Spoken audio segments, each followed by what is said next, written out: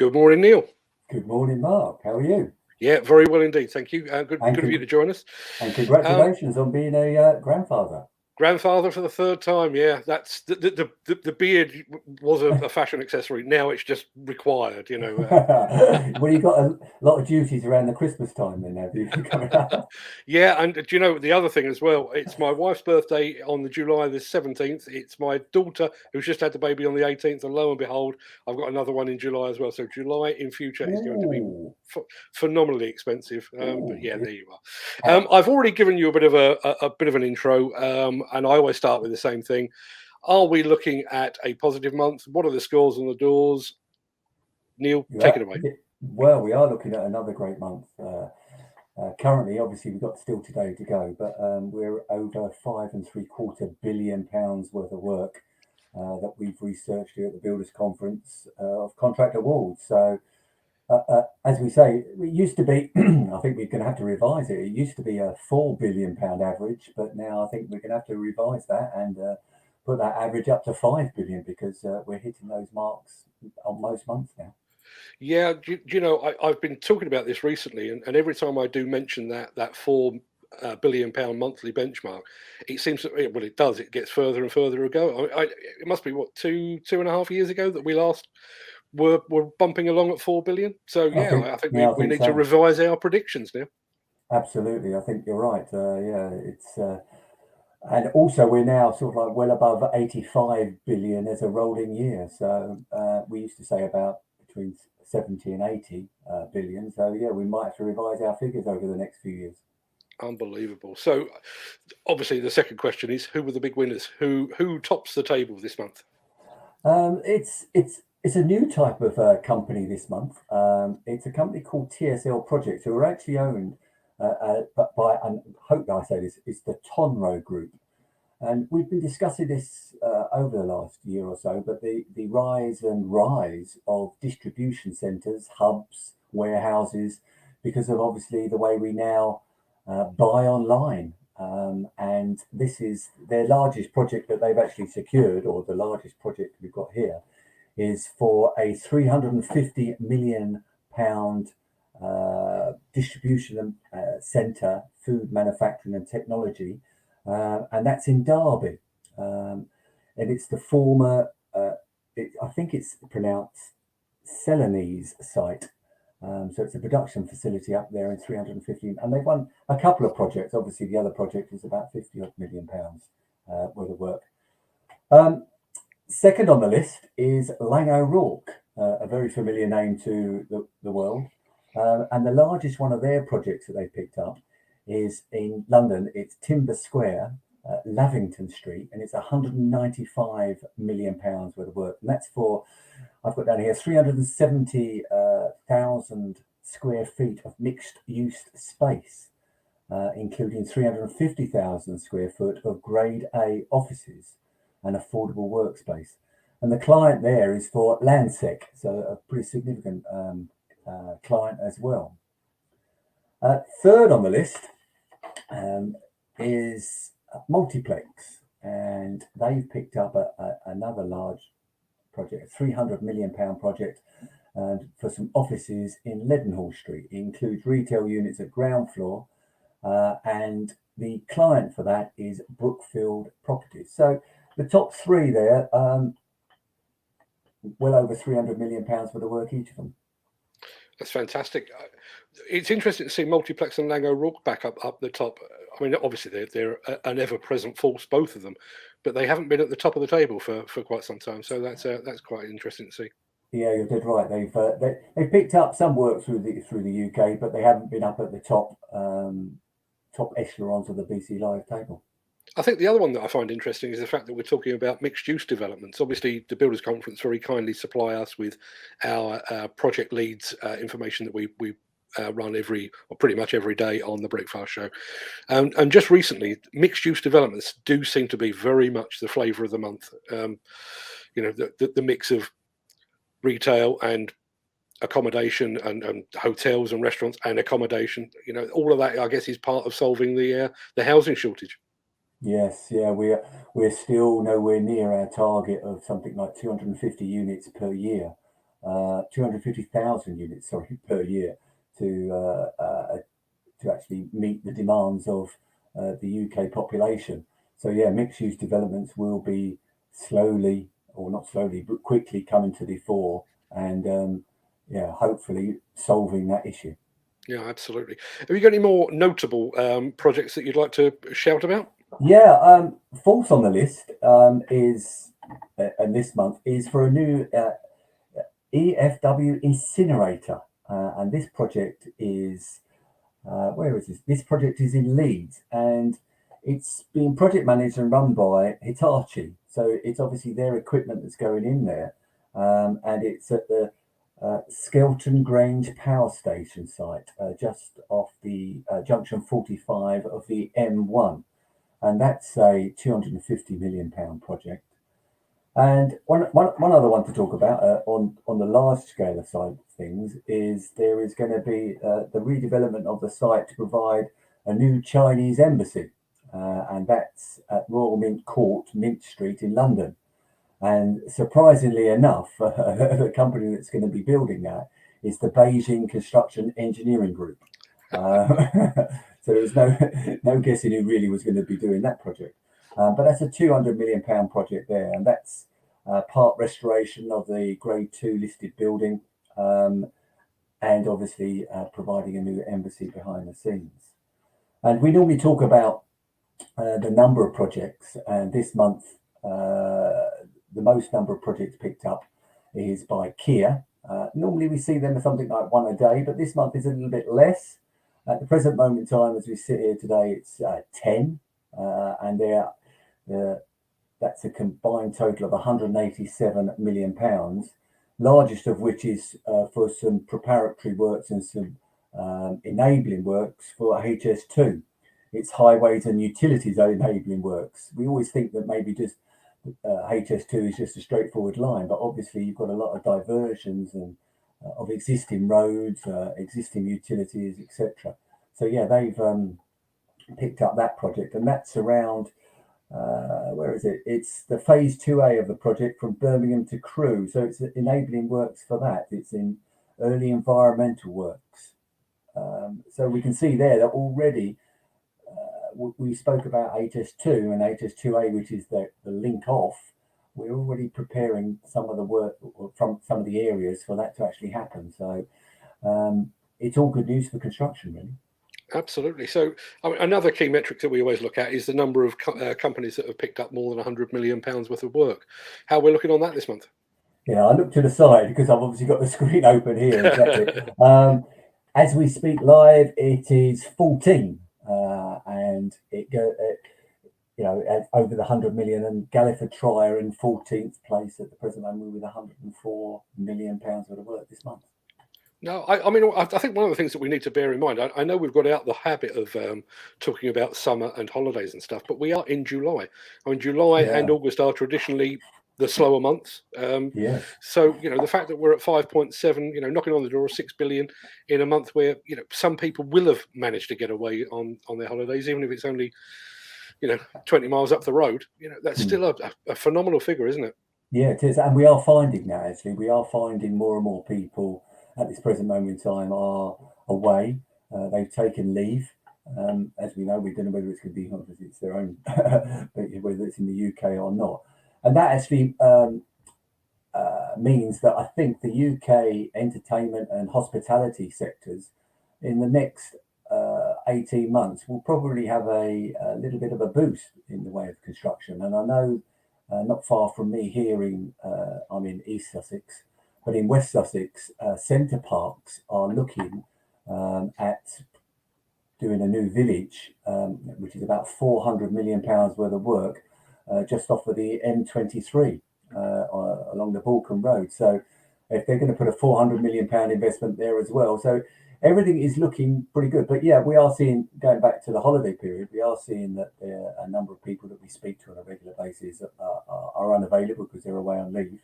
And if we look at the number of projects that we've researched and contract awarded this month here at Builders Conference is something like 517, whereas in June it was 516, and last July it was 430. So yeah, it's still pretty busy out there, and we've got 341 companies that we've so far recognised as winning new work, whereas in June last month it was only 325. Even though the amount was bigger, I know these are a lot of numbers being fired at you. So what we can say is that the construction industry is definitely in rude health at the moment. It feels like that all around. It really does. I mean, we're in a position now where we're actually getting people phoning us to ask if they can advertise with us, for example. In the past, you have to go and chase it. We've got people actually chasing us now. So, I think they're keen to get their part of the work. Regionally, let me guess, London's probably fairly close to the top, right? I think that if we had a pound every time we said that, Mark, I think we wouldn't be doing this show together. But yeah, yes, it's regionally. London is the leader this month. 1.6 billion pounds worth of work. Combined together, the Midlands is not far behind, but it's about 992 million pounds. Yorkshire 481, and actually Northwest 497. So it is those sort of areas, but some of the other areas are a little bit lean this month comparatively.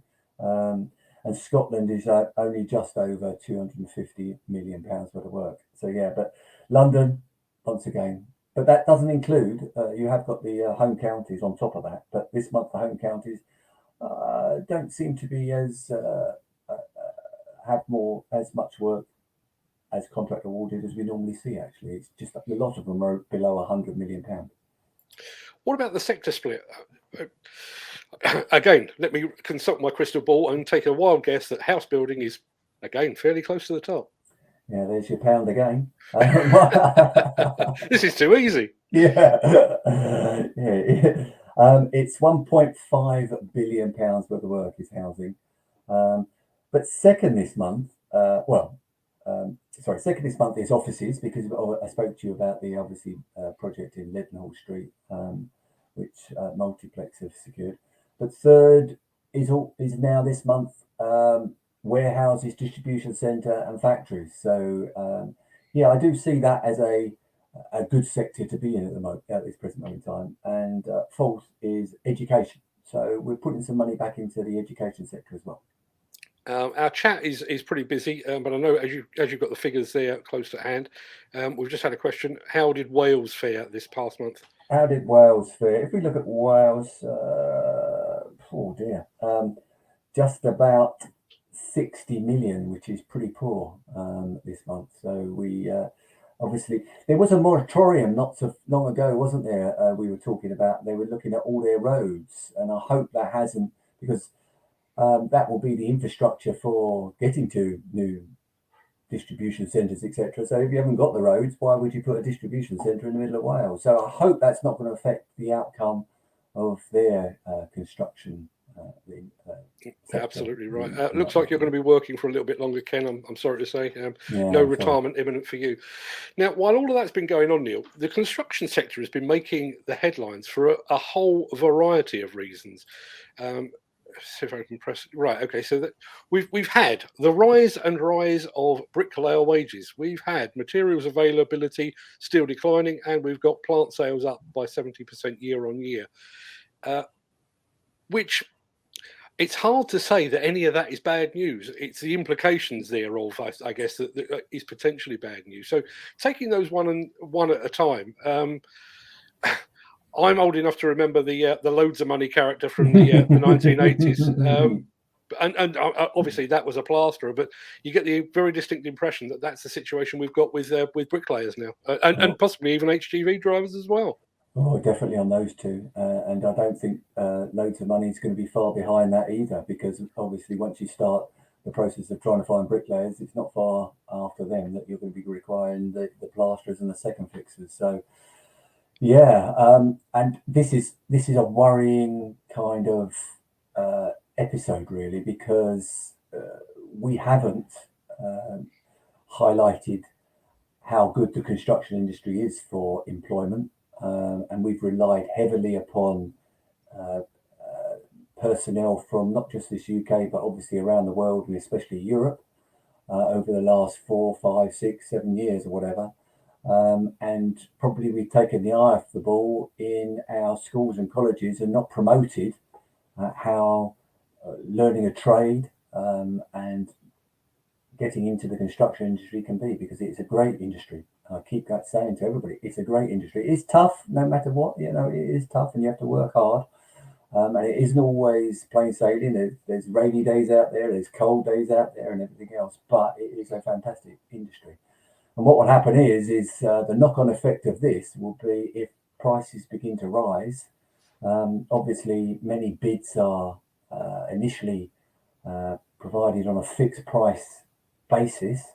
The contractor will have to somehow, the main contractor will somehow have to find that money. And we are seeing some companies not achieving that and going into administration. And I hope this isn't a worrying trend, because it may not be today, but it could be September, October, November time that the effects of these rises will take effect with the contractors. But we really do need to start to push. And I know the horse has gone, is well and truly bolted, but we really do need to have to push how getting a trade, an apprenticeship, and or working in the construction industry is a great place to be.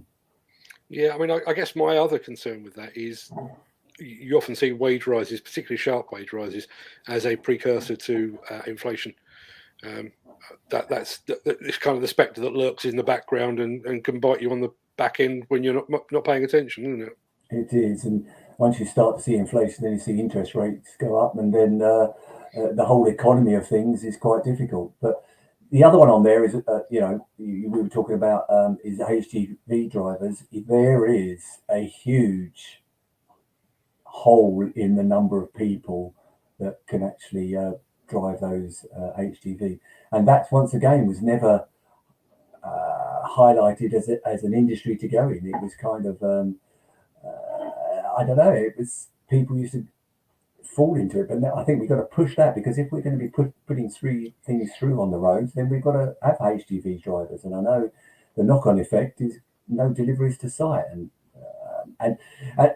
one of the things that isn't even up there is, obviously I put it out yesterday on social media, is the pandemic. Those bricklayers, HGV drivers are being pinged, and we are now losing those for 10 days because they're isolating. So it's a worrying time. It's a difficult balancing act. We're growing as an industry in the number of projects. We're growing as the value of it all, but at the same time we need the supply, and the supply is on a knife edge. You mentioned supply. The other one there, the one in the green there, materials availability, that doesn't seem to be catching up anytime soon, does it?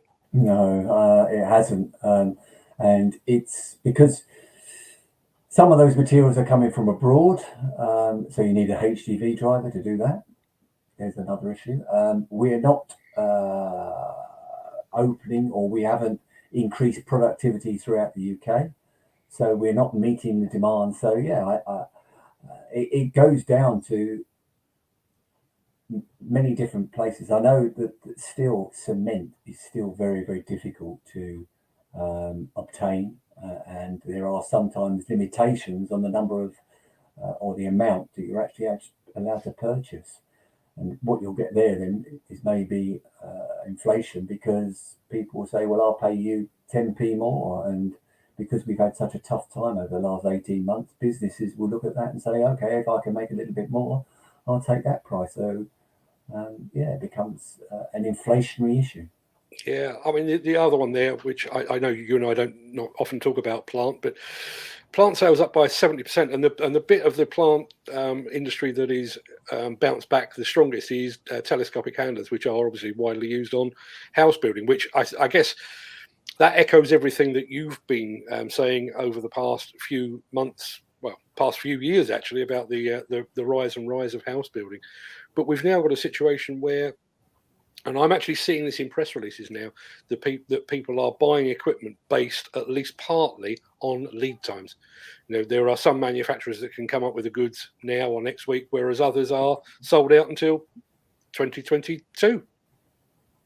Yeah, it's great for those people that are sold out until 2022, but it's not great for the person that actually needs it tomorrow. So um, a lot of it obviously goes through hire companies, and if they're, but it's great news. If we, because that's another part to the construction industry, is actually the engineering side of it, the manufacturing side of it. We don't, the likes of JCB and people like that, they're great employers of people, but I really want to know how well we are promoting this through our schools and colleges and universities, that's a way to go. I have got no evidence at the present moment in time to find out how we're doing it. Are we just still doing to tick the Ofsted reports, to tick the